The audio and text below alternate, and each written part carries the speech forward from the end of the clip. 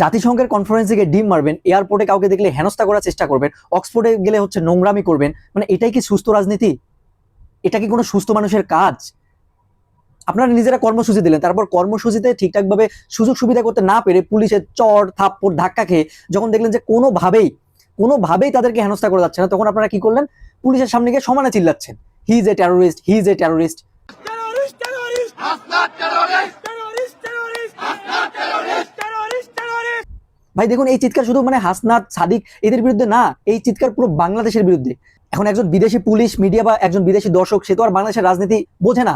সে শুধু দেখতেছে বাংলাদেশ থেকে কেউ আসলেই তাকে ডিম মারা হচ্ছে, তাকে টেরোরিস্ট বলা হচ্ছে, তাকে বিভিন্নভাবে হেনস্থা করার ট্রাই করা হচ্ছে। তাহলে তাহলে এটার মানে কি দাঁড়াচ্ছে? এর মানে হচ্ছে বাংলাদেশ হচ্ছে একটা সন্ত্রাসী উৎপাদনকারী রাষ্ট্র। আপনারা একটা কথা কান খুলে শুনে রাখুন, সেটা হচ্ছে বিদেশের মাটিতে যত প্রবাসী থাকে তারা কিন্তু সবাই আপনাদের মতো না দলকানা রাজনীতি করে না। তাদের প্রত্যেকের একটা সেলফ রেসপেক্ট আছে, তাদের একটা আত্মসম্মান বোধ আছে। তারা দিন রাত এক করে গাধার মতো পরিশ্রম করে মাথার ঘাম পায়ে ফেলে রেমিটেন্স পাঠাচ্ছে বাংলাদেশে। সেই রেমিটেন্সের টাকায় বাংলাদেশের অর্থনীতি সচল থাকতেছে। আপনাদের মতো যারা দলকানা রাজনীতি করেন সেই সব পলিটিশিয়ানদের পকেট গরম হচ্ছে, বিনিময়ে তারা বিদেশে মাথা উঁচু করে বাঁচতে চায়, তারা গর্ব করে বলতে চায় আমি Bangladeshi, I am from Bangladesh.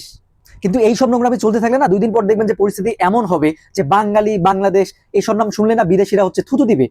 তারা মনে করবে ও আচ্ছা, এরা তো সেই দেশের নাগরিক যারা একটু সুযোগ পাইলে মারামারি করে, ডিম মারে, নিজেদের দেশের মানুষদেরকে হেনস্থা করে। ভাই আমার কথা হচ্ছে, আপনারা বিদেশে টেরোরিস্ট টেরোরিস্ট বলে নাচেন লাইয়া, যদি সত্যি হ্যারান থাকে দেশে আসুন, দেশে এসে যত নোংরামি করার ইচ্ছা করে ফেলুন, দেশের মানুষ এটার উপযুক্ত রিটার্ন আপনাদেরকে দিবে আশা করি। দেশের মধ্যে একটা বিশাল হত্যাযজ্ঞ মেচাকার চালায় লেজ গুটিয়ে বিদেশের মাটিতে অবস্থান নিলেন, পালিয়ে গেলেন, আবার সেখানে গিয়েও সেম আগ্রাসন দেখাচ্ছেন, আবার স্লোগান দিচ্ছে রক্ত আরো দিব। ভাই এই স্লোগানগুলো কি আপনাদের সাথে যায়?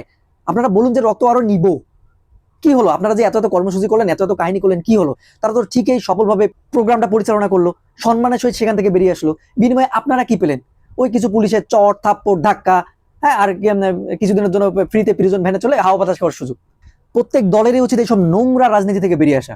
আজ হোক 2 দিন পর হোক, আপনারাই তো এখানে রাজনীতি করবেন। সেই এনসিপি, এই জামায়াত, বিএনপি, এই আওয়ামী লীগ, আপনারাই তো রাজনীতি করবেন। তাহলে এত নোংরামি কিসের?